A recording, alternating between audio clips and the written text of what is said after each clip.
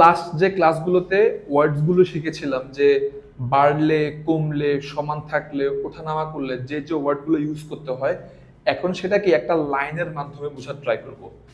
এই ট্রেন্ডটা এখান থেকে শুরু হয়েছে। প্রথমে সমান ছিল, তারপরে কি আস্তে আস্তে কি উপরের দিকে উঠতেছে। এখন উপরের দিকে উঠলে আমরা কোন কোন ওয়ার্ড গুলো ইউজ করব?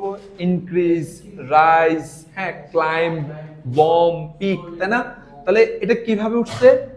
স্লোলি। তাহলে ইনক্রিজ গ্র্যাজুয়ালি, ইনক্রিজ কি গ্র্যাজুয়ালি, রাইজ স্লোলি, অথবা কি ক্লাইম্ব স্টেডিলি।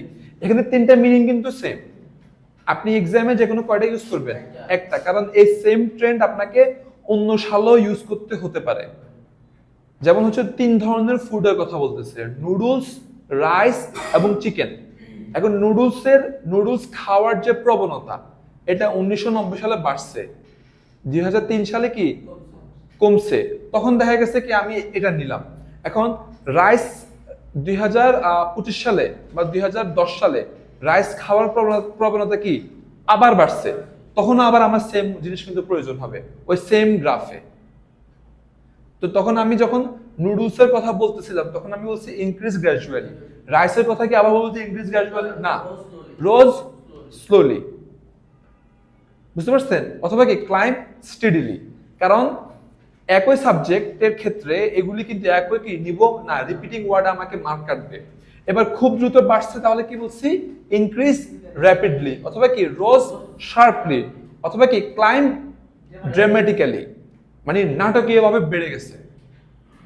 এরপরে যেটা হচ্ছে টপ পয়েন্টকে আমরা কি বলছি? Reached a peak. টপ পয়েন্টকে কি পয়েন্ট বলে? Peak point. এই পুরো লাইনের পিক পয়েন্ট কি? এটা। এই ওয়ার্ডস গুলো আমরা ভেঙে ভেঙে শিখছি, এখন আমরা লাইনে শিখতেছি।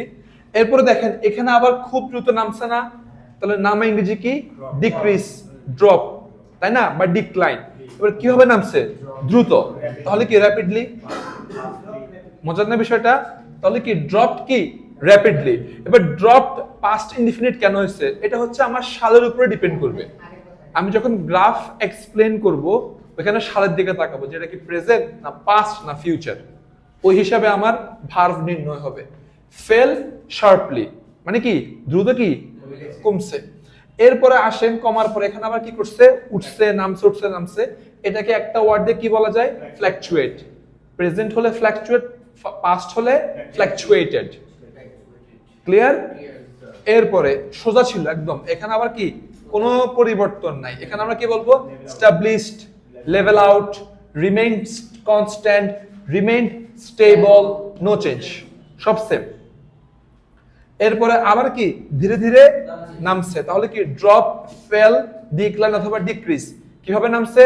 ধীরে ধীরে, স্লাইটলি, গ্র্যাজুয়ালি, মিনিমালি অথবা স্লোলি। তো আমার এরকম একটা গ্রাফে একাধিক লাইন থাকবে বিভিন্ন কান্ট্রি অনুসারে, বিভিন্ন সাবজেক্ট অনুসারে। তখন এই ওয়ার্ডস গুলো আমার একাধিকবার ইউজ করতে হতে পারে বা ইউজ করতেই হবে। এজন্য আমাদের রেগুলার কি সিনোনিম গুলো জানাটা কি অত্যাবশ্যক। কারণ রাইটিং টাস্ক 1 অথবা টাস্ক 2 অথবা আইএলটিএস স্পিকিং এ একই ওয়ার্ড দুইবার ইউজ করা যাবে না। সেম ওয়ার্ড ভুল হবে না, বাট দুইবার ইউজ করা যাবে না, সিনোনিম ইউজ করতে হবে। ক্লিয়ার?